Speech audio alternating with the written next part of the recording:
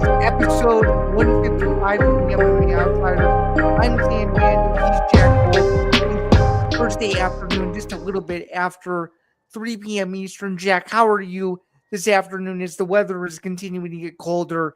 I guess that's on our side of the country, if you will. Although it isn't as cold as it was maybe about 2 or so weeks ago, but I think we're still hanging in there as we get closer and closer to Super Bowl Sunday. So with that all in mind, how are we doing? I'm doing good. And after the last couple basketball games, I feel like I had to rep out the squad this week. Zain Yeah, you did. Bandos. Yeah, you did it. We did it right. Speaking of, I was just there last night to watch Illinois beat Northwestern by 40. So the vibes cannot be higher on the college basketball front. And to be quite honest with you, the vibes really couldn't be higher on the sports front either, because essentially in every sport these days, there's been there's been madness all around. We have MMA madness, we have NBA trade deadline madness, we have the Super Bowl on Sunday. I mean, we couldn't be living in more unbelievable sports times, could we? I'm loving it. Listen, there's dead times. The dead time is all winter, Christmas, New Year's. Then we have a little bit of that summer dead time, but we got baseball. If you're into that, the basketball's ending. Right now, after the dead time of winter, is everything's going pedal to the metal. UFC's back. Our local Chicago Bulls have about 11 point guards on the roster right now. No kidding. You're 100% right. Baseball free agency just wrapped up. The Super Bowl is this weekend. It's my Grandpa Bob's birthday, 87th birthday on Sunday as well. Happy birthday. He's rooting for the Seahawks big time. We're Patriots haters over here. Okay. But I'm feeling good. I'm rooting for the Seahawks too, by the way. I'm loving it. Sam Darnold redemption arc. Yeah, no kidding. It should be a good Super Bowl. We will have much more ETB content that is Super Bowl related over the next 3 days. But here we're able to talk about some MMA now. So this is episode 155 of the show. Let's get into a few particulars. Please be sure to like, comment, and subscribe if you're watching live. Right now, we have 29 people watching this stream across a bunch of different platforms. So shout out to you guys for doing so. You can go to youtube.com/ETB Network. I'm Zain Bando, a staff writer for MMA Knockout, and he is Jack Gold, an independent MMA content creator who's been busier than ever. Jack, now that we're in the month of February, anything exciting that you want to quickly plug before we get started? Listen, we got some. I was going to save it till the end of the show, but we'll do it now. Friends of the program have fights coming out this week that we'll see if I'm covering in March. We'll see, but Reese Baby Goose Watkins has a fight March 15th for Fury 117, and we're rocking with Baby Goose. It's wartime, baby. Where's that fight at, Jack? The Imagine venues in Houston, Texas. Yeah, well, it would not be a Fury show if it wasn't in Houston, right? So, of course, it's there. Good luck to your guy. We actually have a few comments. Let's see if we can pop some of these up. And no, these are all just retweets. So thank you to everyone who's retweeted the stream so far, or reposted the stream. Rather, I really, really appreciate it. A bunch of fellow contributors within the network sphere, so I appreciate you guys. That's awesome that that Reese has a fight coming up. Good luck to him. Anything else you wanted to plug before we get started? That's really it. We're rocking and rolling and seeing what comes next, and happy to be here with you, Zain. Happy to be here with you too. But before we move on, though, and I meant to ask you this, who will be Reese Watkins' opponent in March? All right, I wish I had a first name, but I do have the fight poster. Let me pull this up for us. It is a guy with the name of Carson. You might know his first name, but even Tapology doesn't have this event up yet. So I haven't been able to look. The main event I know is Anthony Wint fighting for the vacant Fury heavyweight title. Here we go. Let's share this.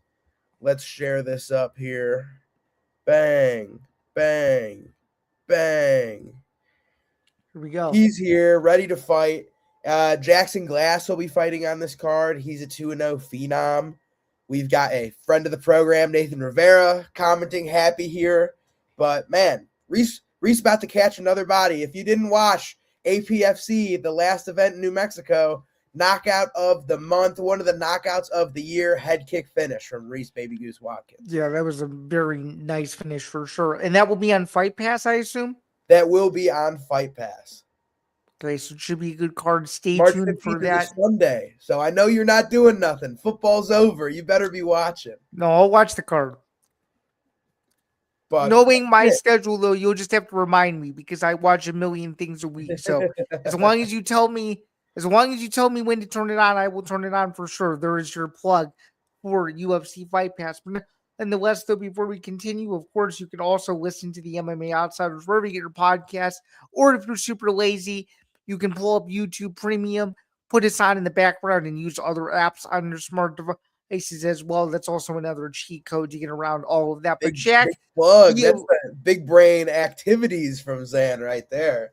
that sure is. And as someone who's a YouTube Premium stan, I know that all well. I do that more often than not, especially when it comes to listening to music. I'm like a total YouTube Premium geek. I know the correct setup and I know where to drag everything. I've gotten pretty good at YouTube Premium, and it's probably the best. I think it's now $10.99 that I spend every month. So I'm just gonna say this. I don't understand people who don't have it. It's just me. Like if you are someone who uses YouTube on a regular basis, it's very well worth it because you just don't have to worry about anything. But that's neither here nor there. I digress. Let's get into the show though. We had a UFC numbered event this past week to end the month of January. It was UFC 325. Volkanovski versus Diego Lopez, number 2 from Sydney, Australia, and the Kudos Bank Arena. Alexander Volkanovski gets the job done once again by unanimous decision to retain his UFC featherweight title. Scorecards were a little bit debatable on most of the MMA social media sphere, but overall, what did you think of the rematch?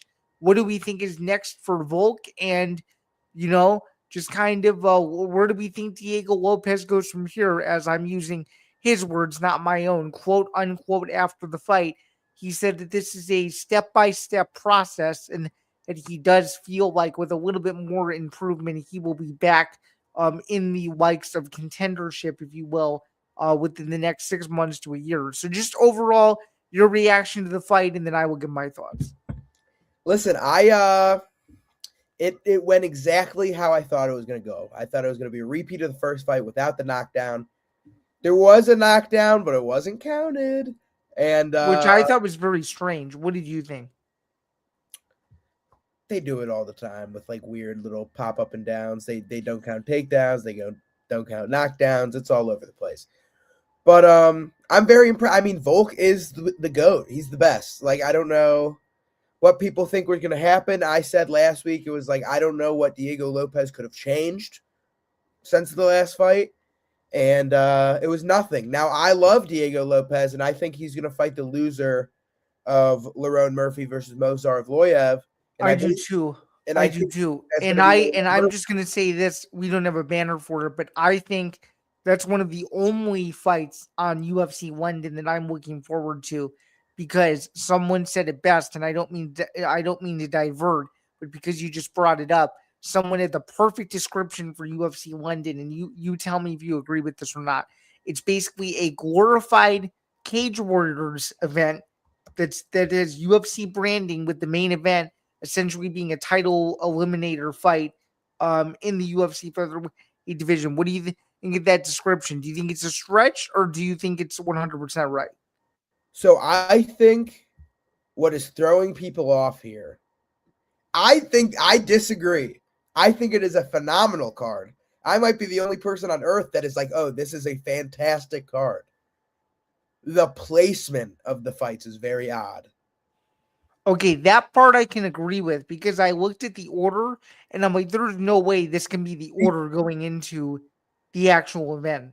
Because here's how I see it. Like, as of right now, the main card of UFC London, the opener is MVP versus Sam Patterson, which is a weird matchup, but I'm pumped for it. Like, I love Sam Patterson. I think he deserves a step up in competition. I think this is weird. The biggest fight of his career. It's by far, but I think it's weird for MVP. But like, I get it. On the flip, why is that the main card opener? And then it's Curtis Campbell, Danny Silva, Iwo versus Austin Lane, Robin Delizzi, CLD, Luke Riley, Michael Aswell, co-main. I think Luke Riley should have opened the card. I think It's just, I think the whole thing's messed up. I think the whole thing's messed up. Okay, we're gonna do a quick sidetrack here, and I'm gonna pull up UFC London screen share with the fellas. Okay.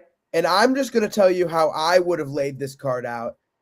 And I guess we'll put this up because they just announced the full card like a day and a half ago. So I think this is Agreed. more fitting. So I think if we just go through this and we rearrange it, main event: Movsar Evloev, Lerone Murphy. that's obvious, right? That's what people are paying to see anyway. Obvious. Co-main event: you put MVP and Sam Patterson in the co-main event. Okay. You put Roman Dolidze CLD in one of that 3-4 slot. Right, because Dolidze is still a contender in that division, so that makes sense. You put Nathaniel Wood, Lozine Kita in that 3-4 spot. See, I would argue that fight should be the first or second fight on the main card. That's fine too. That's a main card fight that either opens the main card 2-3-4. Not maybe, let's say Movsar, MVP, Roman CLD, and then up for grabs for the next 3. Let's put Nathaniel Wood and Kita as the opener. Just me. You got to pit Mario Pinto versus Mick Parkin on the main card as well. That's a ranked heavyweight versus one of the best heavyweight prospects we got. So right now, is this a 5-fight main card or 6? It's 6. So then where this Curtis Campbell, Danny Silva fight, which I think should be the second fight of the night. Okay. You put either Mason Jones, Axel Sola, or you put Shaquem versus Al Sawadi. Even though it was a bad showing from both of them, the star power of both is so big. So, Jack, I'm just curious. It's February 5th right now. This card isn't for over a month. You don't think this is going to be the final order, right? It might be. Because from what they're doing, the UFC side of it, I kind of get it. Okay. Luke Riley has been this guy for the last 2.5 years who haven't fought much, but super hyped from the Pimblett camp. All finishes, basically. Champion at Cage Warriors, came in, had a rough first round, vicious knockout. That's a guy they want to push, and a fight night is the place to do it. Now, co-main event is crazy to me, but it is what it is. The part that annoys me is, no disrespect to Michael Aswell, what the fuck is he doing in the co-main event? If you're putting Luke Riley in the co-main event, you got to put him against maybe not someone necessarily great, but you got to put him up against someone exciting, another good name. Right. Do you want to know what blows me away a little bit? Hit me. So what blows me away is with the amount of kind of tic-tac-toe a little bit, that's what I'm going to call it, that the UFC has sort of done to Movsar, that they're giving him a main event slot after all of the kind of the dismissals a little bit. They either caved in or they knew this all along and he just didn't want to tell anyone that, oh, we're actually rewarding him with a main event slot to beat a guy in his own territory to potentially get a title shot. See, and I am seeing this as the opposite. Okay. Where in a couple of Movsar's fights now, it's like he does well, but like they're super close. The Aljo fight was close. The Allen fight was close. The Nick Lentz fight was close. Right. Lerone is in the same boat. He's had some close ones. He lost to Gabe Santos. You can't tell me otherwise. I think they're saying to Movsar, it's like, listen, buddy, you're fighting 5 rounds. You're going to this undefeated guy's hometown, and you have to fight him in the main event. I'm seeing it as the UFC wants a Lerone win. They do not want Movsar to win. So they think he's going to do what he did at UFC 319 is what they're hoping. I don't know if they're thinking that's going to happen, but I think they're praying that happens. Because then they could sell Murphy versus Volk in England, right? Or Australia. That was a fight that was supposed to happen. It didn't happen. He had to fight the number 1 contender even though he was supposed to get the title shot, wins, beats the undefeated guy, gets the fight. Like, I think that's a good storyline. Interesting. Okay. So kind of transitioning back now to your Volk argument here. Kind of tell me and be a little bit more specific as to what you were kind of getting on about this, because I am more than happy to follow up on this, because I went on a skating rant on my own show about why I think the Volk argument is shouldn't even be an argument. It should just be cemented at this point. But I will let you finish because you weren't quite done. So Well, I just think like he dominated. He dominated the first fight. Not that he was like, oh my God, he was beating the shit out of Diego Lopez, but he was winning every round, give or take the second and fifth round or second and fourth round. This fight was the same difference. Like, he won every round. And it was just one of those things where Alexander Volkanovski, you're going to have to switch him off to beat him. right, which is what Makachev did. That's which is what Ilya did. Like, exactly. His biggest weakness is when Volk is being pushed back, he leans back, and that chin comes up. Diego didn't push nearly enough. Anytime Diego started throwing wild, Volk's chin was there to be touched. And he never followed up. So it's on one hand, it's like great performance from Volk. He does what he does. But again, don't you agree, Jack, now for the second UFC event in a row, you look at the challenger and you're like, what was the game plan? This is now 2 weeks in a row for, at least in my estimation, I've walked away from the main event feeling very confused about what the challenger was doing. Kinda, yeah. I think 2 weeks ago was much more like, what the fuck is Patty doing? No, for sure. But this kind of felt like it had a similar vibe because he just wasn't turning it up enough. Literally, yeah. It was just like, you got to pressure him and knock him out, and you're not pressuring him, and you're not throwing. Like, I liked that Diego tried to wrestle a little bit more. I liked that in the first round, he was really getting after those leg kicks. But then again, really getting after those leg kicks broke his fucking feet because Volk's defense is that good. Well, by the way, I don't think they were broken feet. They're fractured. Yeah. That's broken in my book.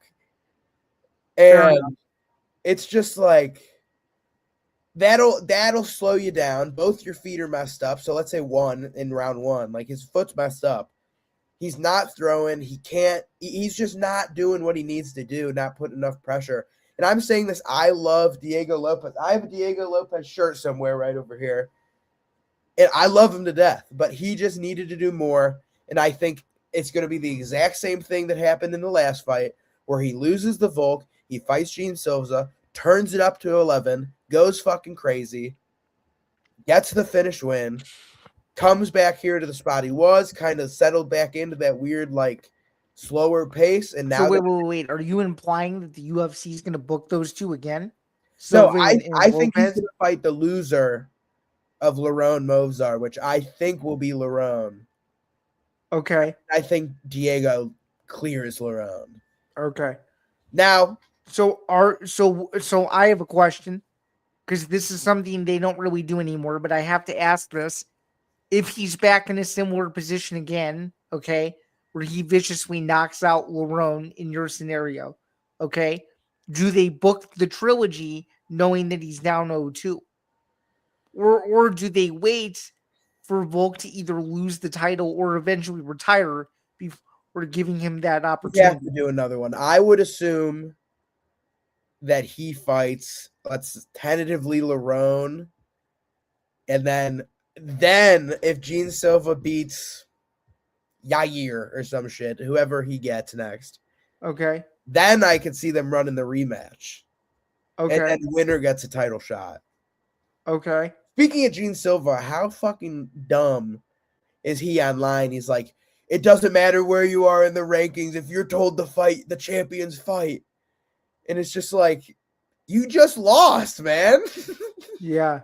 Not only that, he lost the fight he was winning until he got knocked out. No. See, that's little bit of an irk with me. Anybody that says Gene Silva was winning that fight Dude, he was looking unbelievable. for 60 seconds, 60 seconds of round 2. What happened in round 1? Diego fucking R-worded him, took him down, and it was like, one man can hold you down. What can the second do? Couldn't get up. Second round, yeah, okay. Gene Silva was cooking for the first minute. Dude, that's what I'm saying. Gene Silva won a minute and a half of a 7.5-minute fight. Diego Lopez 10-8'd round 1. Okay, that I would agree with. Gene Silva wasn't winning shit. Okay, your overall takeaway though, back to your Volk GOAT argument. I want you to finish that before I further validate. He's the best of all time. He has as many defenses as Jose Aldo. I don't really care. Call me a new breed. Call me a casual. I don't really give a fuck about the WEC defenses from Jose Aldo because all of those defenses turned to be like not even ranked competition in the UFC. Like Mike Brown, he did great when he left Strikeforce, right? Yeah. See, I have the exact same argument as you do. You want to know what furthers the argument that people are clearly missing? Give it to me. Which is something that people have like forgotten about, even though it's Googleable information. He beat Jose Aldo at UFC 237. See, I don't even really like that. Doesn't really matter to me because it was like he beat Aldo the same way Mario Batista beat Aldo, and I hate that. That's not being a better fighter, in my opinion. However, I'm not saying he's better in that regard, but what I am saying though is if you want to further validate the argument, he has the head-to-head win over him. Yeah, he does. As another piece of that. 6 years ago. Also, and I made this argument on my latest edition of Bando's Breakdowns. If you look at, and it's kind of what you were about to say, if you look at the level of competition that Aldo was beating in the early 2000s compared to who Volk had to beat to maintain being on top of at 145, it's not even comparable. Well, Volk sweeps that argument every single time. See, like I'm just looking through it right now. The WEC, Cub Swanson, Jonathan Brookins. The other people aren't even worth mentioning. Mike Brown, Uriah Faber, Manny Gamburin. That's Strikeforce or WEC. WEC. The only one, I'll give Cub Swanson the credit because he's awesome, but he's never been a top 5 guy. No. Like he's a fun, awesome fighter who's been around forever, but he's not a top 5 guy. No. Mike Brown didn't do shit in the UFC. Great coach, whatever. Uriah Faber, one of probably one of the greatest WEC fighters of all time, though. I was gonna say that, but also maybe the best WEC. Not even in questionably, my opinion, the most overrated UFC fighter of all time. It's a fair argument. Manny Gamburin, unranked in the UFC. And was only known for being on the Ultimate Fighter, and that was about it. And then after that, Mark Hominick, journeyman. Kenny Florian, awesome fighter, known for losing big fights. Chad Mendez, awesome fighter. That I like that win from Jose. Like that's a good win. Frankie Edgar. Not only that, he beat him twice. Yeah, beat him twice. Frankie Edgar, good win. Chan Sung Jung, good win. Ricardo Lamas, he's aight. Local guy too, but he's aight.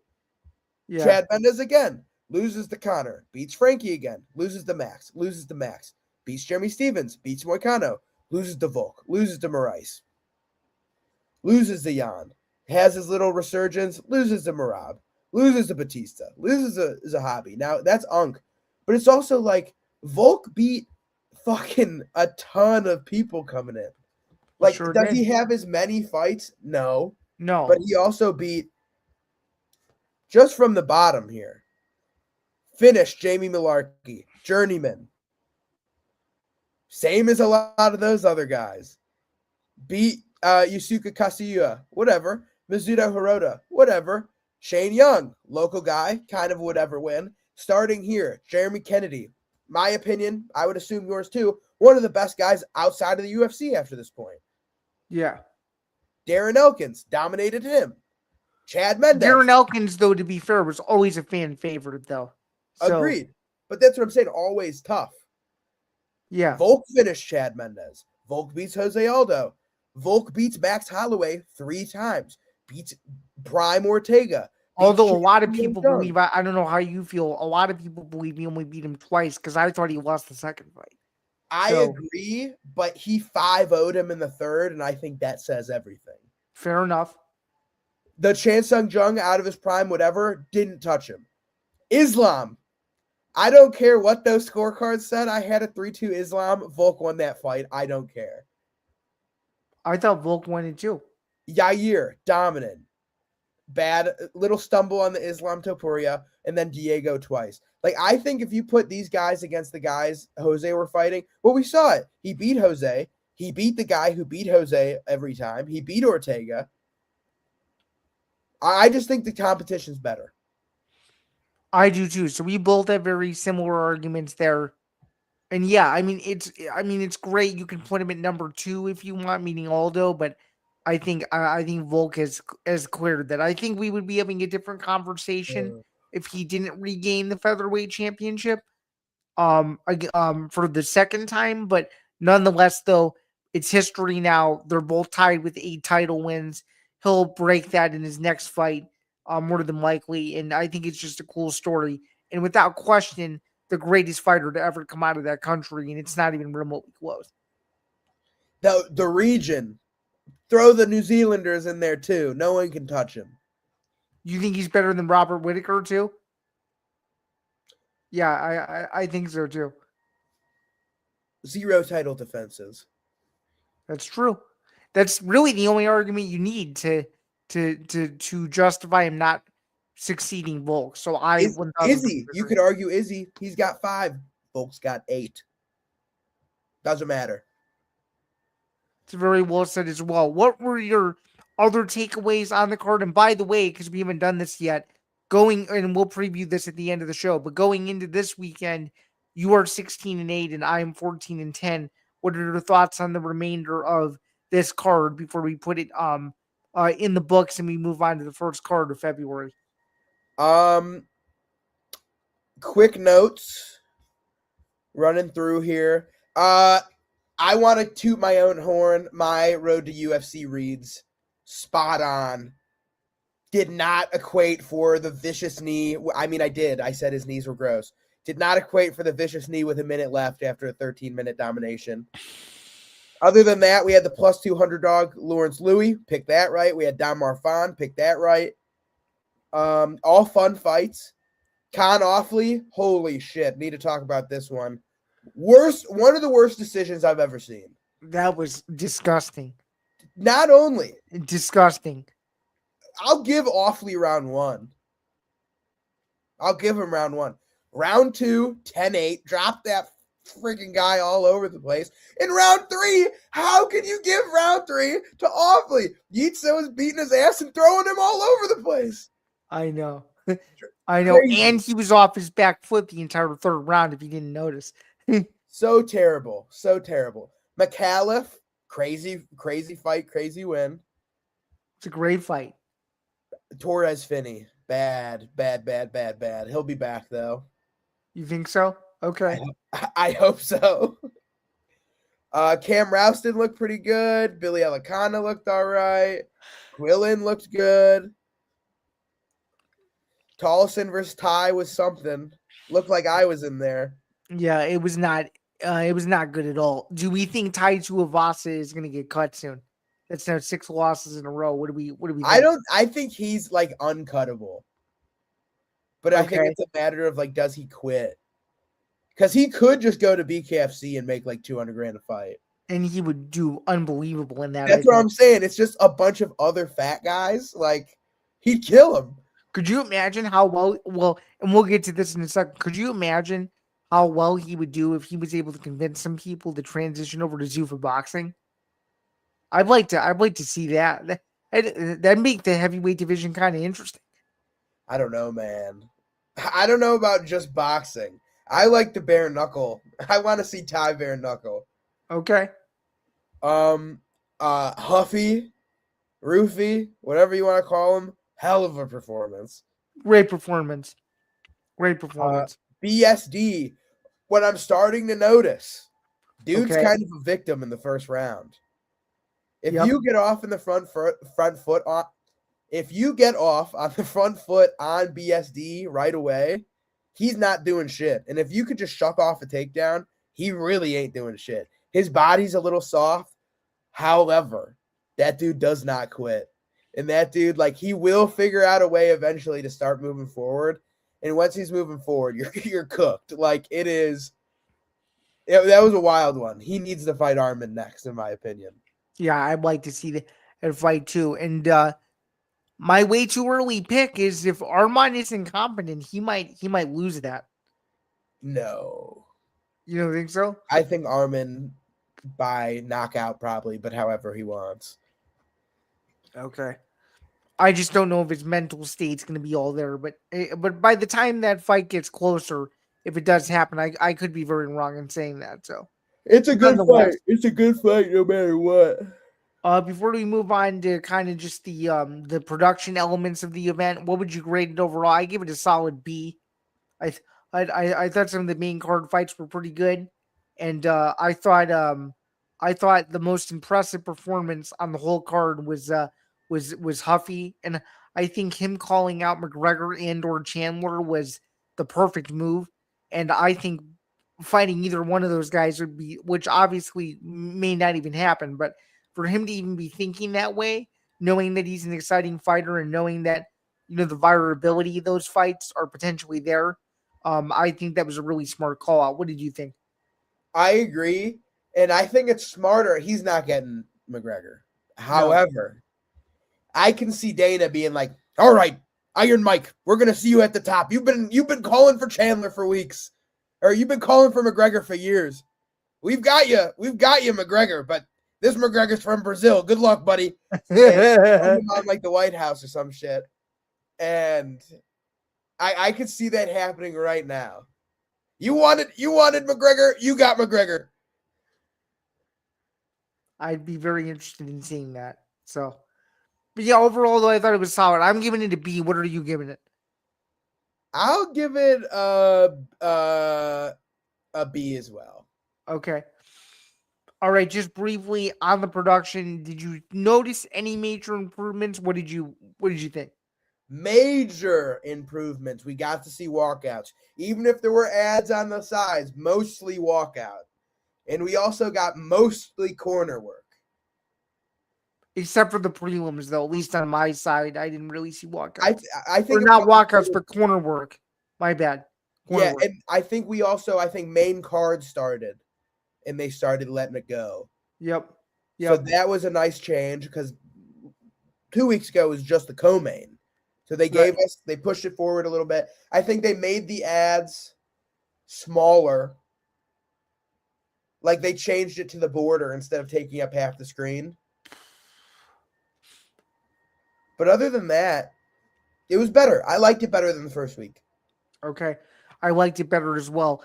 You really didn't watch this, so I'll give my thoughts. I thought the second Zuffa show was a really well done show. The pacing I saw one fight. What did you see? The tattooed guy knocking out my Ukrainian dude. That was a crazy fight, wasn't it? That was a nuts one. It was a crazy fight. He was getting a belt put on him, and he said, "Nuh-uh." Yeah, that's one of the best comebacks I've seen in a long time. That was insane. What did you think? Overall, though, I thought it was a solid show. The main event was a really good fight. Just the energy in the apex just sounded awesome. Like it seems that they've really figured out this formula through 2 shows to get as many people in the door as they can. And I may be a bit of a homer in saying this, but I like seeing all these up and coming prospects compete because it's guys that I now know are going to fight every 6 to 10 weeks, and I'm a little bit more invested because I know when they're fighting and who they're fighting. You know what I mean?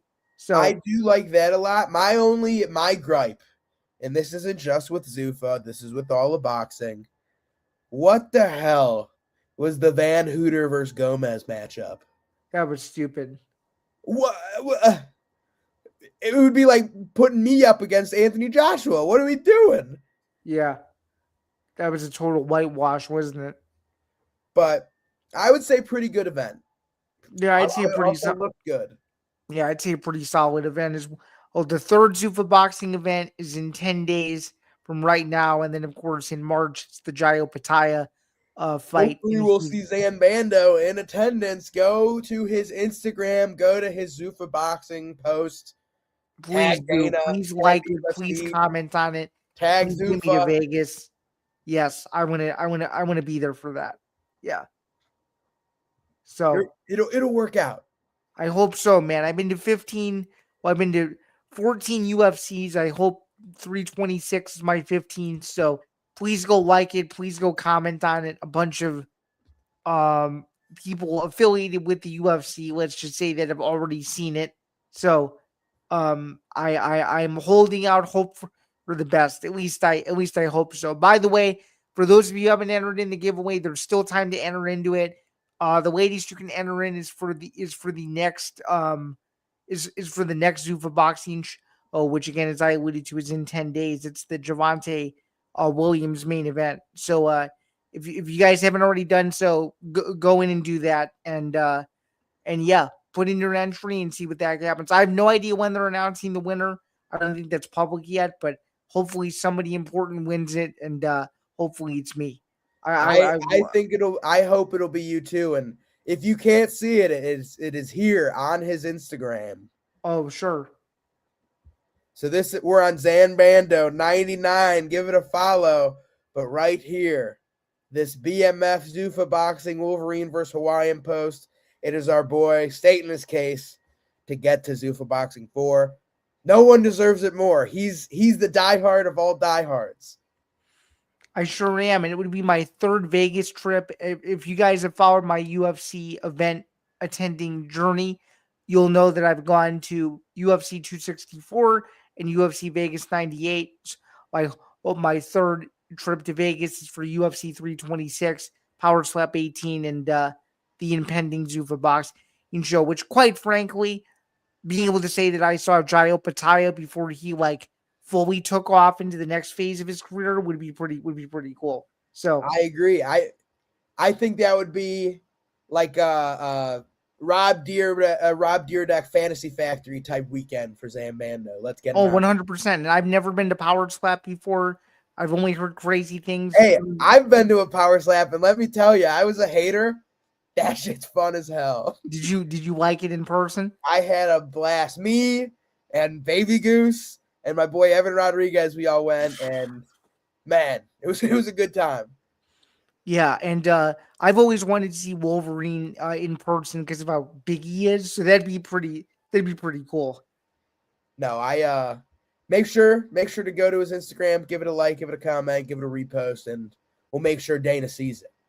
Yeah, I hope so. Although according to some new court records, it looks like he doesn't really check a whole lot of messages these days. So I don't really know. Oh man, I don't know what's really going on. It seems that the courts are just painting him as the front guy. That's a very interesting story in itself, which I didn't have time to put on here. But hey, I got no disrespect for the game, man. Roger Goodell, commissioner, does the same exact thing. It's all right. We need Dana. And we need Dana to give you this weekend. Let's go. That's 100% correct. And speaking of boxing, he gave his boxing Mount Rushmore. He was on a podcast called the Rushmore Podcast. I don't know if you've ever heard of this, Jack. It's with Ari Emanuel. Apparently, they took 2 years off from doing it, and they came back with a bang. It was Dana White, Max Kellerman, and another content creator who I didn't know who he was. Max Kellerman, my favorite guy on earth. Sure is. So they went over to their boxing Mount Rushmore, but I'm here to tell you what Dana's was. I don't remember what their full one was like as a group, but his was interesting. So in no particular order, it was Floyd Mayweather, Mike Tyson, Sugar Ray Robinson, and Muhammad Ali. What do you think of those four from Prez, if you will?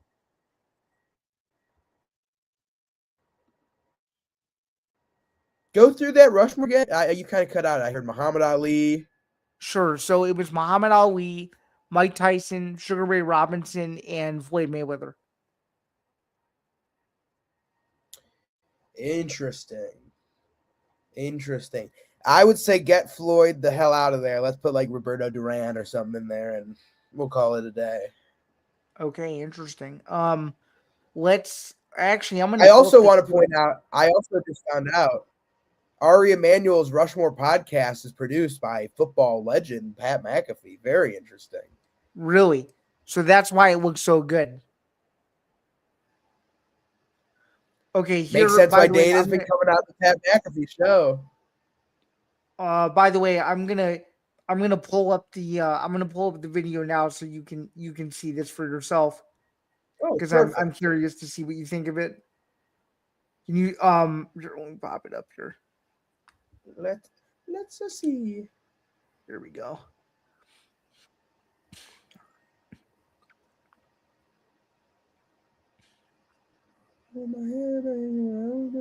Four, and let me sort of explain myself too. I look at things from a different perspective than most people do because here we go. I look at the business side of it too. Okay, so you're going to put your criteria is also the business. Always been that way in boxing. Always been that way. So Muhammad Ali, is my number one. I don't think there's going to be a real argument there. Yeah, I agree. There will be though. Number 2 is Sugar Ray Robinson. My number 3 is Floyd Mayweather, and my number 4 is Mike Tyson. Okay, so given that you've now seen the clip, I'm curious. You would have put Roberto Duran in there, but I'm also curious. How would you, if you were doing your own, how would you rearrange it? And then I will give who I would have put on my Mount Rushmore, because my Mount Rushmore is actually quite different than his Mount Rushmore would ever be considered. Oh, he dropped. Hopefully he comes back in. So we just lost Jack Gold. He lost his connection, but we're still live. Thanks to the 73 people who are watching this. Hopefully he comes back in.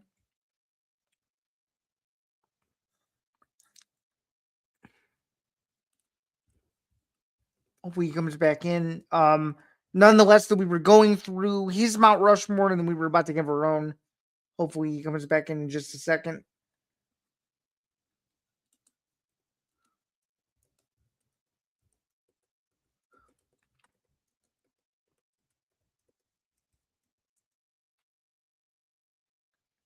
But yeah, thanks again to all of you guys who are watching. Just to tell you guys what's coming up the rest of the stream, now that we have a minute to discuss this. After we go through our Mount Rushmores, then we're going to get into a few other news and notes before getting into previewing very briefly UFC Vegas 113, as well as the PFL Road to Dubai card, which is Saturday morning. It precedes the UFC event. So.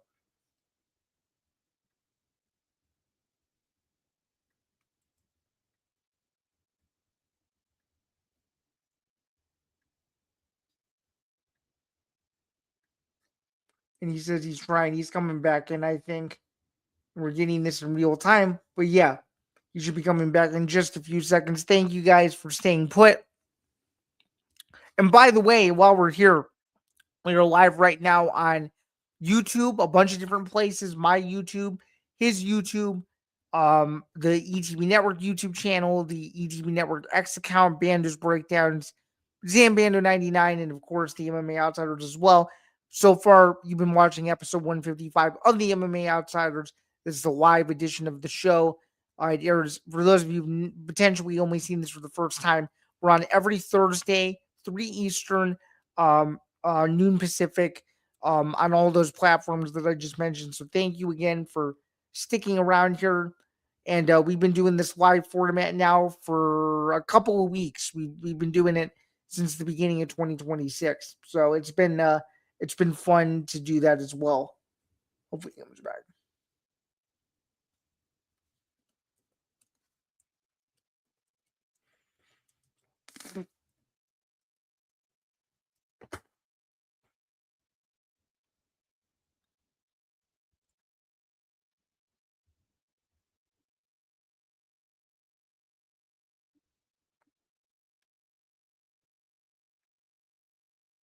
Oh, he's back in.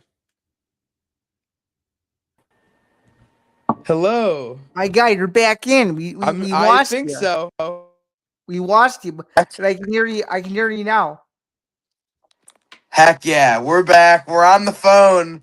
My computer decided to stop working on us.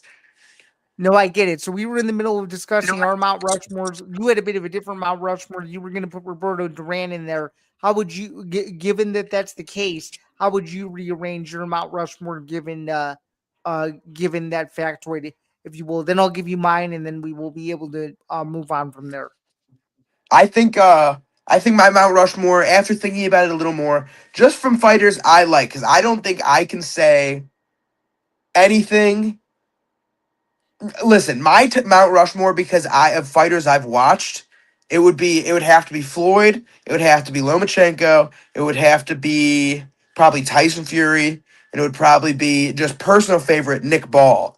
Now, all time, it would probably be Ali from the highlights. Duran, I love watching Duran clips. I love watching Thomas Hearns clips, and I love watching Marvin Hagler clips. So I don't know if that's a good list or not, but that's who I like. Okay, can I give you my Mount Rushmore? Hit me. So we're going. This is in no particular order, so I don't want anybody to judge me on this. So full disclosure, no particular order. And in fact, the 4 names I'm about to give you, they're so good that I don't even know how you would really order them because how good. I'm still listening. I'll be right back. My dog's at the door. Okay, no problem. So anyway, with that said, here are my 4.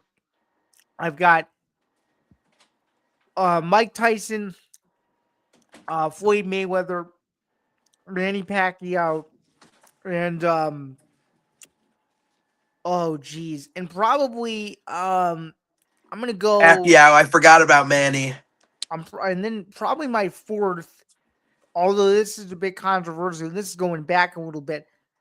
I'd have to think about it more. My 4th would probably be a tie between Jack Dempsey and Sugar Ray Robinson. But if I was going to choose one, I would probably choose Dempsey because he was the star boxer of the 1920s. So I like that. But that's that. So that was just a brief capsule of his Mount Rushmore. We're going to move on now to some other news and notes. It's looking like from reputable sources, particularly a source out of Mexico, I think, is now saying that Ilia Topuria, Justin Gaethje, 90% likely. It seems like his divorce proceedings are over now. So now he's back in training, and that's the fight he wants. June 14th at the White House. How are we feeling? Do you think that they're at the 1 yard line? Do you think they're going to get this done? What do we think? I said it on the show after 324. I would bet every dollar and asset I have Ilia versus Justin Gaethje is headlining the White House card. Maybe not headlining the main event, but co-main event, feature fight. I think it's going to be the main event, but it will be on that card. Okay, so I have to know because you kind of dangled a carrot there. If it isn't the main event, what would be the main event for the UFC White House card? Man, that's what I'm saying. Like, I don't know. Like, could they decide to wait on this and decide to do something with Sugar and Peter? Could they decide to sign freaking Gable, and Gable fights twice before June and somehow he's the main event? Like, I don't know. Like, crazier stuff has happened, but I would be like, I don't think Paramount executives would be interested in seeing a 2-0 guy headline a White House fight. oh, that's what I'm saying. Like, if they sign him because he fights February 21st, let's say he fights in March and April and May. And then he's like, I want the fight for the title in June. And he just speed runs the UFC. I mean, we've seen crazier things happen. Well, yeah, I was going to say, though, the caveat to that is that Brock Lesnar, when he came into the UFC, he was already a known superstar in the WWE. So they had more to market there. But I think Gable's just better. Like, I think Gable would beat the shit out of Brock Lesnar. Wait, but what era? Okay, so that's an interesting thing you just brought up. What era of Lesnar are we talking about, though? Prime Lesnar. Interesting. Okay. I think I was a Gable hater, and I was like, oh, you could get Chin. He's good. He's that good. He's that good. So speaking of heavyweights, Boxing Scene is reporting the possibility that Zuffa Boxing all of a sudden wants to change its business model and wants to somehow sometimes, not all the time, from the report that I read, where it seems like they want to do these one-off big-time super fights, similar to what they did with Canelo Crawford, even though that technically wasn't Zuffa Boxing. That was the Ring magazine coming together with TKO to make the Canelo Crawford fight happen. But apparently, under the Zuffa Boxing model, they want Fury versus Joshua potentially later this year, probably at a stadium on Netflix. If this fight were to happen, do you think Zuffa Boxing is the promoter that gets it done? Do you think this fight does happen? If it does happen, where are you taking? Do you think this fight's a few years too late? Like late on me. What do we think here? I think it's definitely a couple years too late. However, because okay, am I wrong in saying that like, and I used to love Tyson Fury. He was the man. But it was just like, am I wrong in saying that the mystique is gone from both of them? No, you're not. Because it's like, when that fight was supposed to happen, I'd rather see one of these two guys fight Joseph Parker. To be quite honest with you, I want to worry about the future of the heavyweight division, not what the heavyweight division used to be. You know what I mean? I could see what you're saying. It's just like one of those weird things where it's like, this is why boxing for me is not the best. Because it's like, okay, you've got these guys in their prime who AJ's only lost once to like kind of a fluky Matt Serra type deal, GSP type deal, gets the revenge, gets the win, gets more wins, and it's like, okay, it's going to be Fury versus Joshua. We're ready. The two biggest UK stars ever. And then it's Fury Usyk. And you're like, huh? And then freaking Joshua gets his... And then Usyk beats Fury twice. Yeah. And then Usyk beats Fury. And then Joshua gets his fucking clock cleaned by Dubois. In a terrible fight, by the way. In a terrible fight. Tyson Fury loses to Francis Ngannou. Right. It's just like... he won that fight. The only thing that he won was the paycheck because his aura is gone. Right. And because if Wilder was shit. Turns out Wilder was never good. Because if that fight legitimately went down the way it was supposed to, he would have destroyed Francis, and he didn't do it. And now I don't know if this is credit to Francis or credit to Tyson Fury, because fucking we were together for this. Anthony Joshua couldn't knock out Jake Paul. Right. I hate boxing. What I love is guys like, I said his name earlier, I'll say his name again, Nick Ball. Nick Ball is the MVP of boxing right now. Little freaking guy comes to scrap. It's just like, man, I hate it. Because how many times is Fury retired? 7? 6 or 7, yeah. And he freaking... So every time he retires, it's like, oh, okay, whatever. Joshua, he's gone through, like, it's just... I don't know if this fight happens, and if it does happen, it's 5 years too late. Okay, last question I have on this before we move on. Is Zuffa Boxing the promoter to put this on, or is it going to be a different promoter, do you think? I think it'll be them. It's going to be them or, like, Queensberry or something. Okay. Do you think it could be a collaboration between the two, or no? Maybe it's like a Frank Warren special. I don't know. Okay. Very interesting. All right, let's move on now. We have a few minutes to go in the stream. Let's get to the last two topics here, and let's go rapid fire with a couple minutes to go. UFC returns to Las Vegas for the second time this year, except this time it's a fight night card, UFC Fight Night 266, better known as UFC Vegas 113. Mario Batista, Vinicius Oliveira in the main event of the evening. Let's start at the main event here just because we're kind of running out of time. Who are we taking? I got Mario Batista in the third round by stoppage. What about you? Who are you taking? I've also got Mario Bautista. I'll say decision. Okay, so we both agree on the main event. We'll get at the co-main event now. Amir Albazi versus Horiguchi. Who are we taking in that fight, and by what method? I'm taking Horiguchi by knockout. In what round? 3. Want to go a little deeper as to why you think that? Because I think that's pretty bold. Miro Bassi doesn't usually get knocked out. I think I mean, man, his neck's fucked up. He's been out for like 2 years for neck surgery after neck surgery after neck surgery. I think Kyoji's going to freaking head kick him silly. Maybe not a knockout, but he's going to go jelly legged and he'll follow up. Okay, so you're taking Horiguchi in the co-main because I'm also taking Horiguchi as well. Perfect. I like that. All right, let's move on to the next one, shall we? We shall. All right, next fight we got a battle of the heavyweights here: Jalton Almeida versus Rizvan Kuniev. I think there's a potential for a finish here. Who are we taking in this one? Because this one we might disagree on. So I am tending to take Kuniev as an underdog. okay, I'm taking Jalton Almeida. Why do you like Kuniev? I just like how he did against Blades, and I think Gilton is not as good as Blades. Therefore, I think Kuniev can win. Okay, and you think he wins by decision, or you think he finishes? Yeah, Almeida? probably decision.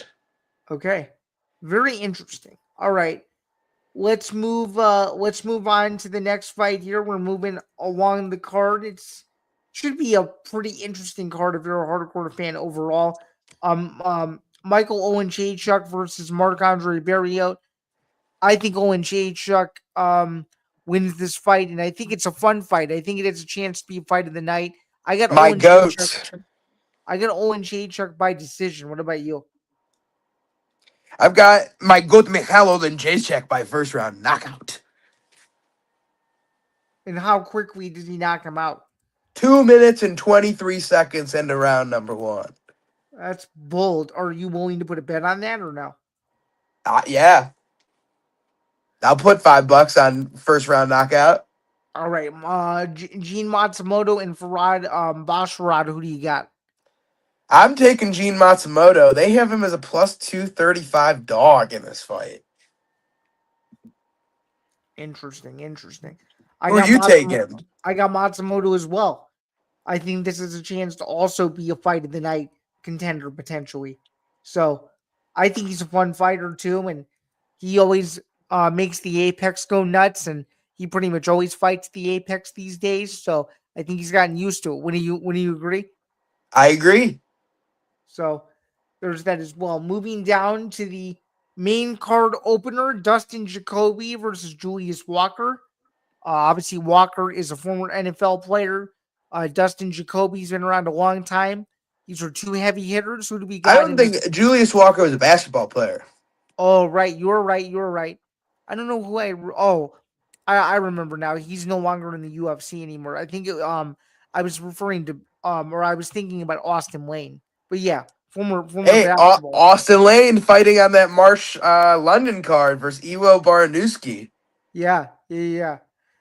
Nonetheless, though, who do you got? Jacoby with a little bit more experience, or do you have the former multi-sport athlete in Walker?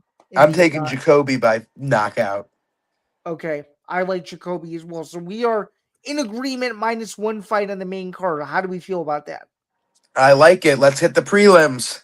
All right, here we go. So the prelims, which are going to be a drag in my opinion, because usually Apex prelims are. You know it better than anyone. So the main event of the prelims, Alex Morono, been around a long time, versus former Ultimate Fighter winner, if I'm not mistaken, Daniil Donchenko in the main event of the undercard. Do we like Donchenko to move to 2-0 in the UFC, or do we like Morono because of his experience? What do we think? I like Daniil Donchenko. I like by Donchenko decision. as well. By decision, is it a dominant one or a close fight? I think it'll be like dominant for 2 rounds, and then Morono like sneaks one. Okay, I like Donchenko as well. I think we're going to be in synergy for much of this card as I keep eyeballing it here. Okay, moving right along, we have Nico Price, who's been in the UFC way too long, taking on Nikolai. Veretennikov. Yeah, for Verlin Tennikov. I got Nikolai winning in the first round by TKO. What do you think? I also am going to take Nikolai to get the job done. Okay, and then Brazil versus Souza. Who do you got in that one? I got Souza by decision. How I about you? also have Souza by decision. Okay, and do you think it's a boring fight or do you think it's a good fight? Probably a little boring. All right, you want to move on to the next one now? Let's go. All right, let's do it. So then we have, oh my god. Then we have moving right down the card. We've got, okay, here we go. So we've got the fourth to last fight on the card. Said Nurmagomedov versus Javad Basharat. I don't usually pick against Nurmagomedov. I'm not going to do it this time either. I think Nurmagomedov decision is the smart play here. What do we think? Well, I hate to break it to you, Said Nurmagomedov is out of this fight. Oh, really? And he is fighting. Give me one moment. He is fighting Gianni Vasquez. Really? Short notice. Gianni Vasquez is 13-4-1. He has beaten Trevor Wells by decision, and he gave David Martinez his only split decision loss. Who are you taking? Javid Basharat. I like Bachelor as well. Thank you for the late notice. What happened on the Nurmagomedov side? Is it Unsure. or no? Unsure. Okay. Very interesting. And when was this late notice replacement fight made? Today. Right? Today. Okay. Gotcha. Very cool. Okay. Moving right along. We know that. All right. And then any other changes I should be aware of as we run this out? I think that's it. I think we got what's next? Kong Wang versus Eduardo Mora. Yes, sir. And then I'm going to be taking Mora in that one. I'm taking Mora as well. And then Gaffarov or Wicklass. Who do you got in the next one? Wicklass is trying to keep his momentum rolling, if you will. Although his last fight, would you agree, was a little bit lackluster? I think I'm going to take Wicklass. I think I like him. I am going to take him as well. And then the last fight of the first fight of the night, technically, Claudia Segulia versus Priscilla Cachoeira. I got Cachoeira. What about you? Me too. And are you taking her by decision? Because that's how she usually wins anyway. I'm taking her by knockout. How come? Think she's just one of those girls, man. She got that power. And she's also really exciting, at least for the most part. So agreed. We like that as well. So we agree on most of these fights, which I think is good. So that could make for a solid night at the office, if you will. So all right, so that is UFC Vegas 113 in a nutshell. Let's go through this last one fairly quickly. Preceding the card is PFL Road to Dubai, Usman Nurmagomedov, Alfie Davis from the Coca-Cola Arena at the United Arab Emirates. Jack, this card overall is not the strongest, but who do you like at the very least in the main event? Then if you want to go rapid fire on the rest of your picks, you can. If not, and you'd rather let the suspense stay until Saturday morning, we can do that too. But I will let you have the floor first on the main event of the evening. I think this is gonna championship. I think this is gonna be an Usman wash. I like Alfie Davis, but I think it's gonna be too much for him. I think so too. What do you think of his trash talk leading up to this fight? It seems like he's really trying to get into the heads of the Nurmagomedov camp. Do you think it's a mistake, or do you think that this is a mental warfare style game that he's trying to play? I love it. If you talk that shit, walk your shit, and he does that. So I like it. I like someone who can talk and back it up. Can he back it up this week? I'm not so sure, but I like that he's trying. Yeah, I'm not so sure either. Any other initial thoughts on this card before we scoot on out of here for the afternoon? What do we England, my guy, gets his big shot at a big promotion, terrible matchup, and I hate it. It's Amaru Magomedov. But, hey, maybe a miracle could happen. Yeah, for sure. I mean, yeah, this card is not the strongest per se, but if you like some exciting fights, you'll get some.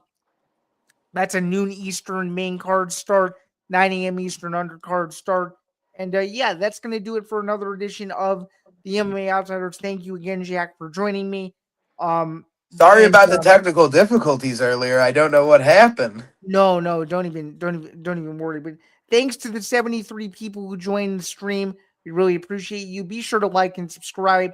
YouTube.com/EDB Network is where you're going to want to do that. Again, I'm Zain Bando. He's Jack Gold.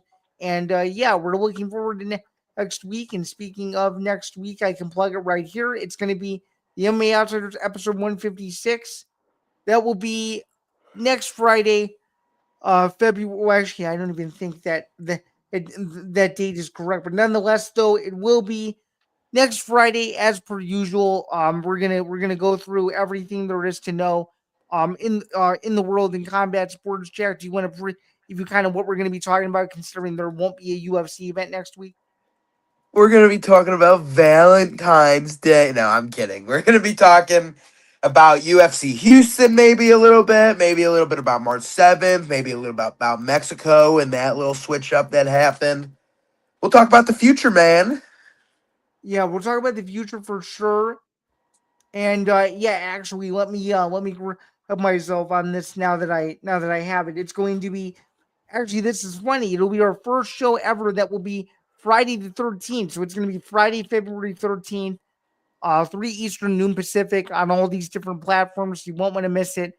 And yeah, we'll talk about the future for sure. And we'll also have another Zuffa Boxing card to preview, which I'm kind of excited about. So there's not going to be UFC, but there's still going to be Zuffa based content. So you can't really complain.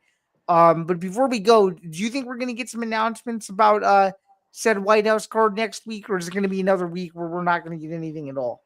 So, Listen. I would bet that we don't get a card till April. what?